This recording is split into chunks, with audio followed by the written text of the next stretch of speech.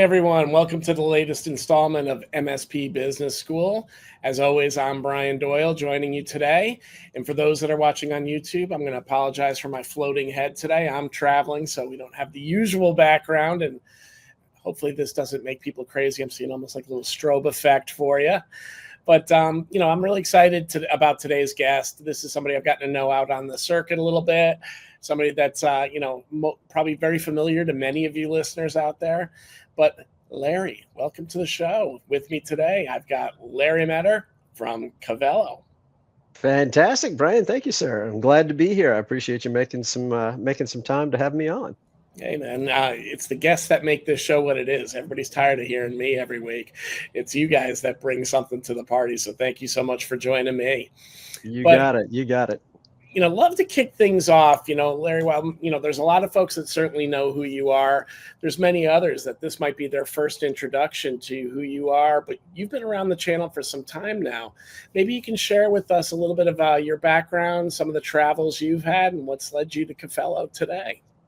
Yeah, I'd be happy to. So yeah, I actually started my channel journey, as we call it, this MSP space, MSSP space, all the way back in 2000, January of 2002.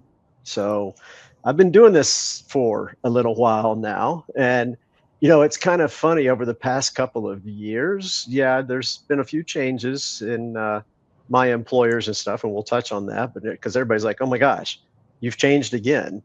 Everybody seems to forget the first 17 years of my career in the channel. I was with one company. I was with CNET Content Solutions. We had a little platform called Channel Online, which was quoting, e-commerce, and procurement mainly for value-added resellers, but it started expanding into MSPs and all of that. It's still around. It's the CNET got bought by private equity, so now they're part of a company called One World Sync. But yeah, I always joke with people. I'm like, hey, I was with one company for 17 years, give me a break. But yeah, from there, I went to Greenlink Networks and joined a couple of buddies of mine here in the Dallas area. That Greenlink was a VoIP provider, and then got approached to join DataStream Cyber Insurance, which was a cyber insurance broker that was dedicated to MSPs. And that was a lot of fun, really enjoyed it, was channel chief over there. And we went from basically 0 to over 800 partners in about 18 months.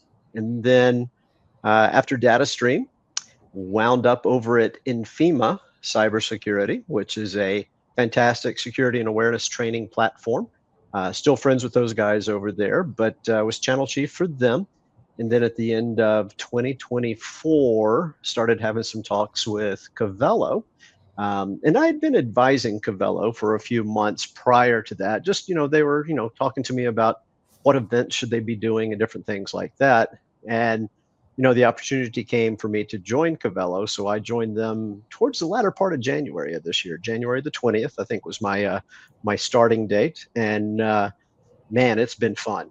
I'm having so much fun since landing here, except when they took me up to the western part of the Toronto area out to Kitchener-Waterloo at the end of January, and it was negative 25. Yeah, it was brutally cold. A different kind of cold up there. Yeah, I live in Texas. It's where I'm looking outside right now. It's 85 degrees. It's sunny, and I talked to some of the folks up at the office today, and it's still in the 30s up there. So I'm like, Larry, I'm going to take it a little bit differently. I used to have to make some treks out to Minnesota quite regularly in my background. And yet as a guy from Connecticut where it gets cold, I got to Minnesota and I realized I didn't really know what cold was. Right. It's a different level. It's a -3 wind chill, -15 kind of cold that unless you've experienced it, which I hope for many of you listeners, you've not had to. It's different, man. It's different. So it totally is tough different. Time to go up there.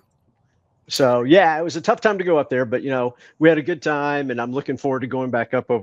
Hopefully go up there about on a quarterly basis and sit with the team, see what's going on, all that good stuff. So that's been my journey here in the channel, as we call it. Let's touch upon a couple of things you shared, right? first thing, I think it's great that you talked a little bit about back in 2002, because one of my favorite things that I hear from folks is they're like, oh yeah, I've been in the early days of MSP, since around 2010, 2011. And I'm like, you know, you and I share something, maybe a little gray hair here, right? And I'm like, I started monitoring things in 2003 on Silverback, man. It's been around for a while, but Yes, it has. but Yes, the it truth has. is, I think it speaks to like anything, and this will kind of come around to Cavelo too. Like anything out there, it takes time, it takes some traction, and it takes some experience Hmm. before things become mainstream. And really, today when we're looking at things, you're seeing that the compliance conversation has now really become the hot conversation in the Oh MSP yeah. world. And obviously, a lot of the things that Cavelo does speaks directly into, you know, the compliance conversation, the protection conversation, and certainly the evidence conversation. Maybe if you can share a little bit for those listeners, what's Cavelo all about? Yep. And that's, it's been kind of fun, because like I said, I've been associated. I've actually known some of the folks over at Cavelo for about 3 years. And I met them, Chris Shoemaker, and I actually sat on a panel, cybersecurity panel at a NASCI conference. And that's, the first time we'd ever had exposure to each other. And, over the next couple of years, I started seeing them every once in a while at a conference and getting introduced to a couple other people there. Started really liking what they were doing. But the reason I go into this is it's been neat for me before I joined them to kind of watch the journey of what Cavelo has done over the past 2 or 3 years. I mean, we really only started about 4 years ago, so Yeah. we're still a pretty young company. But back then, people didn't know who Cavelo was, and obviously didn't know what Cavelo did. What I'm seeing today, now that we've started doing some events here in 2025, more and more people are coming up to us going, "Hey, I've heard of Cavelo and I hear you're doing some good stuff, but not totally sure everything that you do." So it's nice that people are starting to know who we are, Yeah. but maybe, hopefully by the end of 2025, not only are they going to know who we are, but they're going to know exactly what we do. And so what we are is an attack surface management platform. And right now we've basically got four pillars or four modules that the platform is based off of. First one being data discovery and classification. Yeah. Next one being asset discovery. Then we add in identity access management, and then we add in vulnerability management. So, and the story really is, helping MSPs.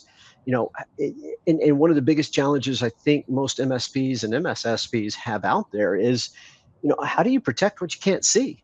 Yeah. And oftentimes, you and I can go back to the old days, when data was on a PC's hard drive or maybe on a network server somewhere, you sort of knew where most of the data was.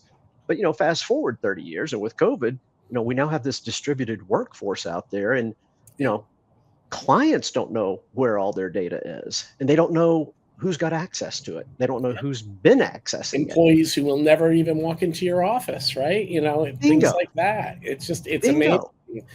And you're even And seeing, and the other side of it is I think the MSPs are becoming more educated to this as well, not just the fact that things are distributed, but things like CMMC are driving them to now have to understand not only where is the data, but what is the data, which is a right. whole other challenge, right?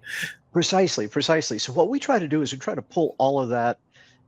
I'm personally not a fan of the term a single pane of glass. Yeah. I think it's overused, but in this case, we are kind of a single pane of glass. We help the MSP, number one, find all of the assets, both known and unknown assets that are out there. Basically, anything with an IP address, we can go find it and make sure that they have taken stock, they know, and they can show a visual representation of where all these devices are. But from there, then we can jump in and find all of the data, secured data, unsecured data.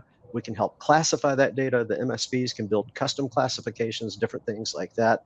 Then with the vulnerability management, let me slow down a little bit so I don't slur that one. We go out there and we really help the MSPs.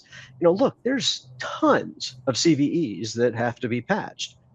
But wouldn't it be nice if you could prioritize those CVEs on a customer by customer basis? Because, for a financial services customers, there might be some CVEs that are more relevant to them than a manufacturing customer that you might have.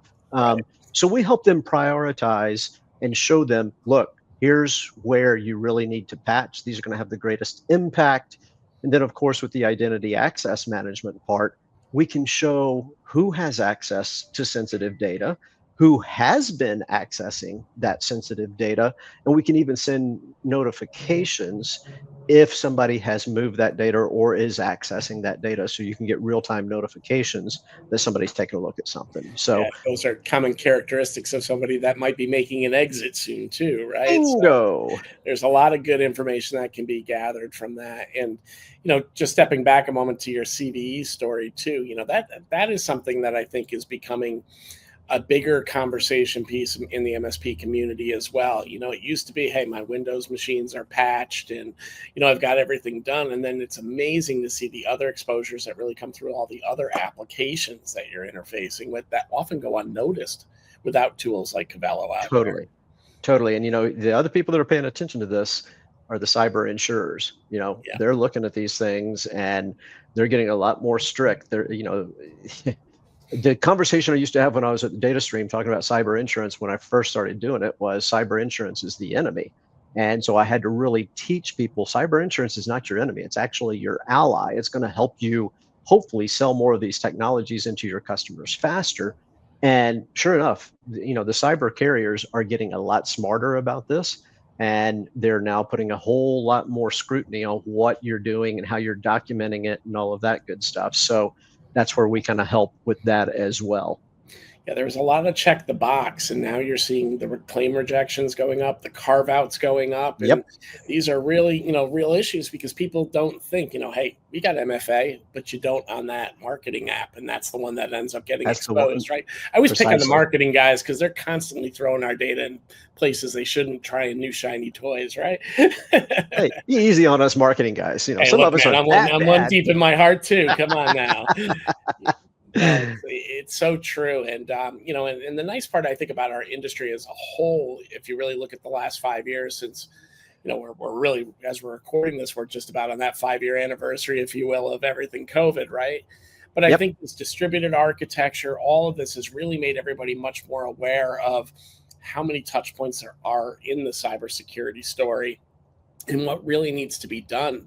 And it's really given the evolution of tools like Cavelo, we do the GRC work here at VCIO Toolbox Mhm. on our side too. And all these things really were not part of the discussion going back 5 years ago, at least not to the same level, within the Nope. community. So hats off to all you MSPs for, opening, embracing, and certainly becoming more cyber vigilant.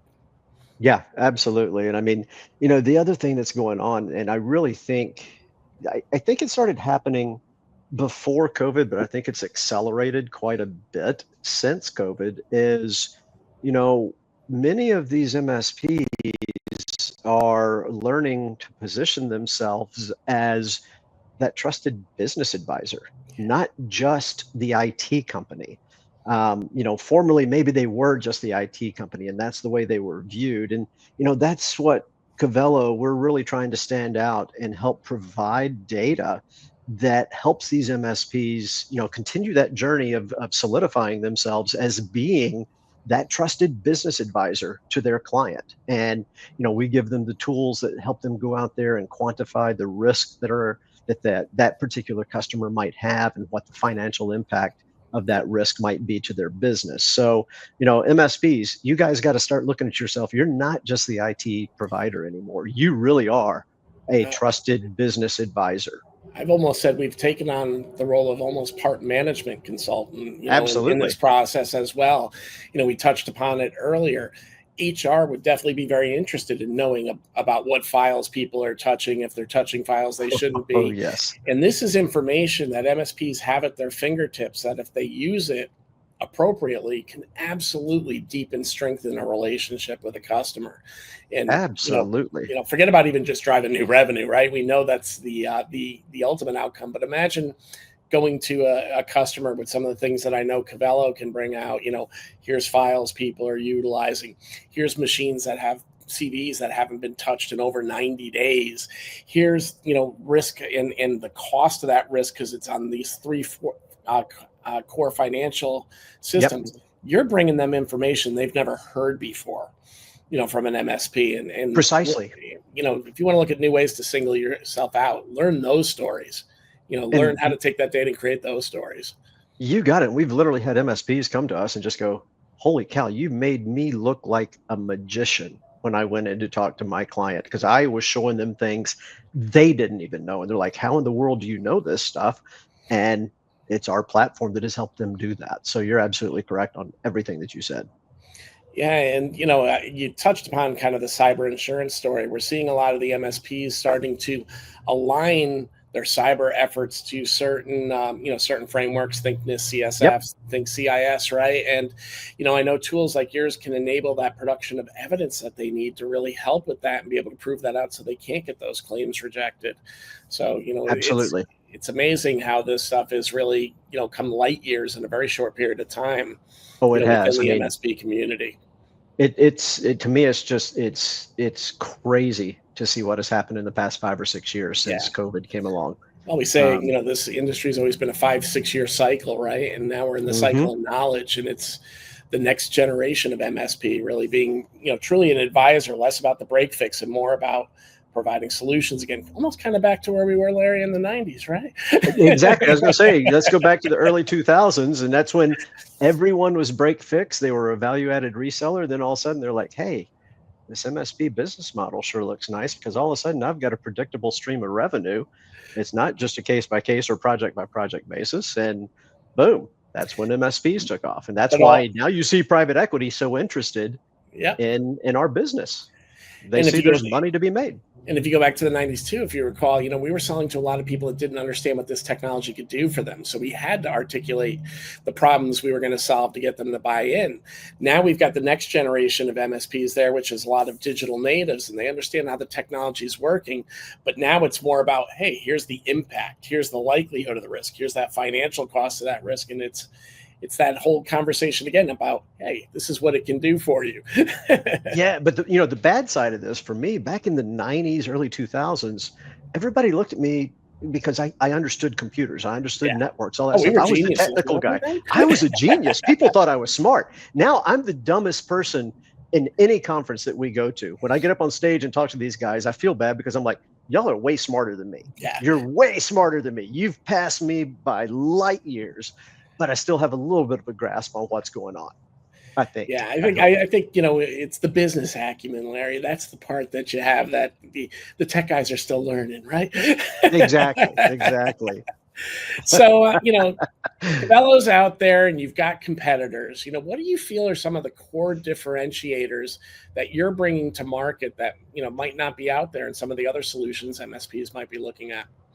It's been kind of funny as I've talked to some of our partners since I've come on board, just to, I want to hear it from them. What are we doing right? What are we doing wrong? All of that fun stuff. And what I have heard very consistently is, there are a couple of channel focused competitors out there. No names are going to get mentioned or anything. Yeah. They've all got great platforms. They all do great things. But what the MSPs have been telling me, they're like, yeah, you know what? It's an okay platform, but when you're ready for more and you're ready to graduate and go to business school, Cavelo is where you want to go. And I think what really is the impetus behind that is that, we're providing enterprise level quality data in an enterprise level type system, but it was built from the ground up for MSPs by a former MSP. It's not an enterprise platform that has been adapted for the channel. We've built it from the ground up for our MSP and MSSP partners. And the other thing that we try to stand apart is we look, everybody says they do this, but I've been at companies that said they do it and they don't really, they give it a lot of lip service. But we talk to our partners and we're like, okay, how are things working? What would you like to see in the platform in the future? What ideas do you have that could make this a better platform for you? And we truly listen to those partners. Matter of fact, we've got a release coming out in a couple of weeks, I think. What are we at? March the Well, 14th? Yeah, man, April's right around the corner. So we've got a release coming out, and most of the things that are built into that release are things that our partners have fed us, said, hey, this is what we would like to see. Could you do this for us? Could you do that for us? So we really do. I mean, and that's one thing with me joining, I'm really putting the emphasis on us, even listening to our partners more and getting them more and more engaged. Well, it's critical, right? Because I think we've touched upon it. You know, I myself, right? I'm 5, 6 years removed from being an MSP. That's a Mhm. lifetime, as we've already established. If you're not listening to your partners, how are you going to adapt your tool to what the actual climate is out in the marketplace? Precisely. And if you're trying to dictate that to the MSP, they're just going to shake their head. I mean, this is a smart group of guys. They know there's a reason why they're not using those enterprise products in many cases. They're looking for ones that cater to the MSP world because it's a little bit different, a little bit It is. unique. It's not just, hey, it's multi-tenant. It's Yeah. a different model. You got to know the customer side of it too. They tend to be smaller. You've got to present things in a way that end user who's not tech savvy, not an IT pro, can understand. Those things are things that we need for our partner community to all feed to us for us all to be better. You got it. You got it. I mean, at the end of the day, look, this is a relationship based business, both from us, the vendors working with MSPs, but also the MSPs working with their clients. If they don't have a relationship with that client, they're probably not going to be successful. And if the vendor doesn't have a good relationship with your partners, I can guarantee you, you're not going to be successful long term. You have got to foster those relationships. Perfect. So, Larry, we're getting near the end of our time. Any closing thoughts before we talk about where people can find you? Oh, closing thoughts. It's I'm still drinking through that proverbial fire hose, because I've only been here for about 6 weeks. And, we've already been to 3 events so far during those 6 weeks. And so I'm still learning, I'm still listening. Um, Final parting thoughts is give us a shot, take a look at us, see what we got going on. Not a hardcore sales pitch, but I think you're going to like what we're doing. Yep. Um, and I think you'll like the team. That's one thing I'd already formed my own opinion, but it's been so wonderful to get out there and talk to people like yourself and everybody else. And everybody's like, man, Cavelo team's really on top of it. They're a good group of people. And when I went up and froze my what off Yeah. in January up to Kitchener and Waterloo, I got to meet everybody. I was like, holy crap, this is an amazing team. I, So I I'm think thrilled to be here. I think a testament to that is, in my chatting with James, he shared that a lot of his teams on their third startup with him, right? And Yeah, people wouldn't follow people if they weren't good people. It's that you got simple, it. right? You If it got wasn't it. a good culture, wasn't a good environment to work with, it doesn't matter what you put out to the streets or who made money at the end of each one of those rainbows. If it wasn't fun, nobody's going back. No, it's been, and credit to James too. I mean, one of the things that I like to tell people that just has really enamored me to his management style and everything is, when I joined, I'm like, okay, where's all of our corporate decks so I can take a look at them and massage them a little bit to make them match my style. And he was like, you can look at them. He goes, but I'd rather you develop your own deck. Uh, because then it's going to be genuine. So he's given me free reign to go out there and put all these presentations together that I've been giving at the various conferences. And to me, that's just been such a relief because now I can tell it in my own words. And, Yeah. when you say something in your own words, you're a lot more passionate about it and you're a lot more believable Well, you're and a more lot more comfortable. genuine. Yeah, you're Yeah. more comfortable presenting it, right, than presenting somebody else's story.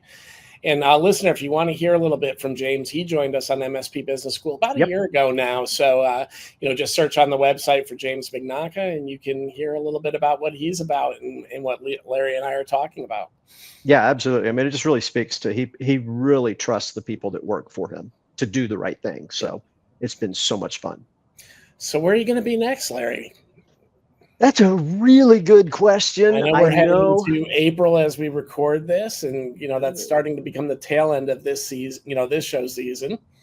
Yep, exactly. I actually just came back from GTIA CCF, which was earlier this week, and it looks like James may be out at Channel Partners, and then after that, I'm going to be at Robin Robbins' big seminar or boot camp, which is actually going to be in my backyard this year for the first time. It's going to be in Dallas. Oh, That's is it that's nice? yeah, it's going to be in Dallas. So that's like towards the latter half of April.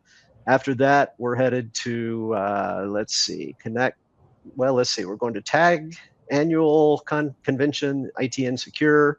Um, and a whole bunch of others as we look into Q3 and Q4. But yeah, there's a whole lot of stuff going on.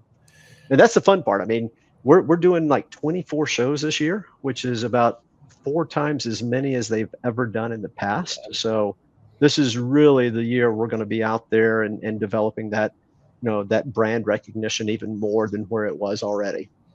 I was going to say get those comfy shoes for Robin Robbins, but you're going to need it for Oh, all these shoes. you got it. All right, Larry. Well, listener, we'll be putting Larry's LinkedIn profile, of course, in our show notes for you. We'll have a link to Cavelo so you can check things out over there as well. Larry, Yeah. anything else you'd like to add before we close up for today?